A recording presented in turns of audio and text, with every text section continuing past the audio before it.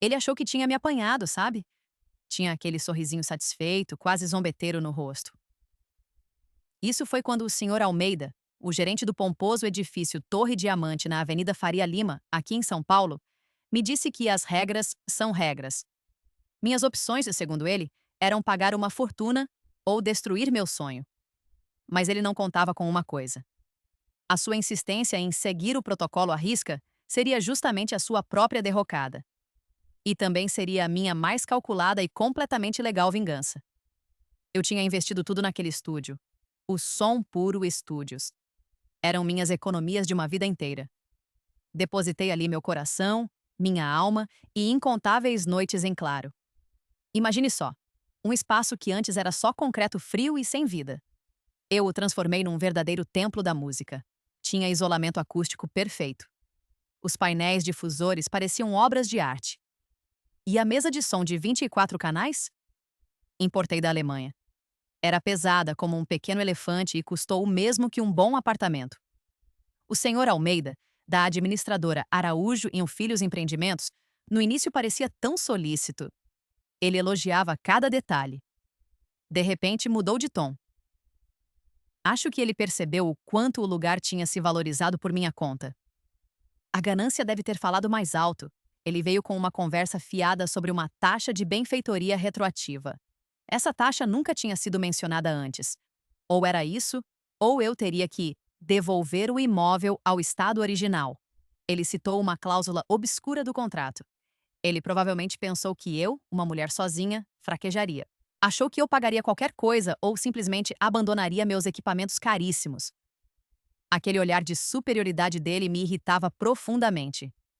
O jeito como ele ajeitava o nó da gravata, como se estivesse me fazendo um enorme favor ao me extorquir, aquilo acendeu um fogo dentro de mim. Chorei de raiva e frustração por uma noite inteira. Mas no dia seguinte a tristeza virou estratégia. Peguei aquele contrato maldito, que ele adorava citar. Li, reli. Chamei meu advogado para conferir cada vírgula. E lá estava, claro como água. Todos os equipamentos móveis e instalações que não fossem parte estrutural do prédio eram meus. Eram minha propriedade. Eu podia levá-los embora ao final do contrato ou em caso de desacordo sobre alterações. Se o senhor Almeida queria formalidade, ele teria formalidade até não poder mais. Enviei uma carta registrada, bem formal. Nela informava que, atendendo à sua exigência de cumprimento estrito do contrato, eu procederia com a remoção de todos os meus bens e restauraria o espaço à sua condição original, conforme explicitamente solicitado, ou seja, sem as minhas benfeitorias. Para tanto, solicitei e obtive da administração do Torre Diamante autorização para realizar os trabalhos de desmontagem e remoção ao longo da semana seguinte, utilizando principalmente as noites e o fim de semana subsequente para minimizar qualquer transtorno aos demais ocupantes. O senhor Almeida, provavelmente pensando que era apenas um blefe ou que eu levaria apenas alguns itens menores, nem se deu ao trabalho de verificar os detalhes da autorização que ele mesmo indiretamente provocara. Na semana seguinte, aproveitando os horários de menor movimento e o fim de semana, quando o centro empresarial estava praticamente vazio, minha equipe especializada entrou em ação. Foi uma operação meticulosa, quase cirúrgica, coordenada para ser o mais discreta possível, utilizando o elevador de serviço para o transporte dos equipamentos. A pesada mesa de som foi a primeira a sair, cuidadosamente desmontada e embalada. Depois, cada microfone, cada amplificador. Os painéis acústicos que eu mesma desenhei foram retirados com precisão, um a um. A porta dupla com vedação especial, que garantia o silêncio absoluto lá dentro, também foi desinstalada. Tudo, absolutamente tudo que era meu e podia ser removido sem danificar a estrutura do prédio, foi retirado. Eu fiz questão de que qualquer pequeno buraco de fixação nas paredes fosse preenchido, deixando-as nuas e limpas, exatamente como as encontrei antes de instalar meu sonho ali. Na segunda-feira de manhã, fiz questão de estar lá, pontualmente. Sabia que o senhor Almeida tinha agendado uma visita com um investidor importante para aquela manhã. Um possível novo inquilino a quem ele, com sua arrogância habitual, já havia prometido um estúdio de última geração prontinho para usar, contando com o meu pagamento ou com os meus equipamentos abandonados. Cheguei um pouco antes e esperei discretamente.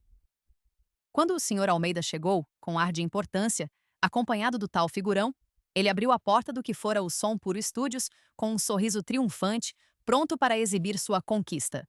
O sorriso congelou. Diante deles, um salão completamente vazio. As paredes nuas, limpas, mostravam apenas as discretas marcas de onde meus painéis estiveram. O queixo dele caiu. Literalmente. O branco do rosto dele competia com a camisa engomada. O eco no lugar era quase uma zombaria sonora da sua presunção. O investidor, claro, olhou para o espaço despojado e depois para um Almeida lívido, e a sua expressão não era de admiração. Ouvi dizer que ele se retirou rapidamente, murmurando algo sobre perda de tempo e falta de profissionalismo. A notícia, claro, se espalhou como fogo em palha seca pelo Torre Diamante. Os donos da Araújo em Filhos não devem ter gostado nada da publicidade negativa, nem de ter um espaço nobre e caro transformado num elefante branco. Um espaço que precisaria de um investimento enorme para voltar a ser atraente. Quanto ao Sr. Almeida, os boatos foram que a carreira dele ali na Faria Lima sofreu um baque considerável. Alguns dizem que ele foi discretamente convidado a se retirar. Eu? Bem, doeu ter que desmontar meu sonho, confesso. Mas a satisfação de ver a justiça sendo feita, de forma tão irônica e legal, não teve preço. Reabri o Som Puro Estúdios alguns meses depois. Num lugar melhor, com um contrato impecável e com muito apoio de amigos e colegas que admiraram a minha coragem. E com a lição aprendida. Sempre, mas sempre mesmo, leia cada palavra de um contrato, especialmente aquelas letrinhas miúdas. E que ninguém duvide da capacidade de uma mulher de transformar dor em um plano meticuloso quando se sente injustiçada. Aquele gerente aprendeu, da maneira mais difícil. Aprendeu que, às vezes, seguir as regras pode ter consequências que ele jamais imaginou.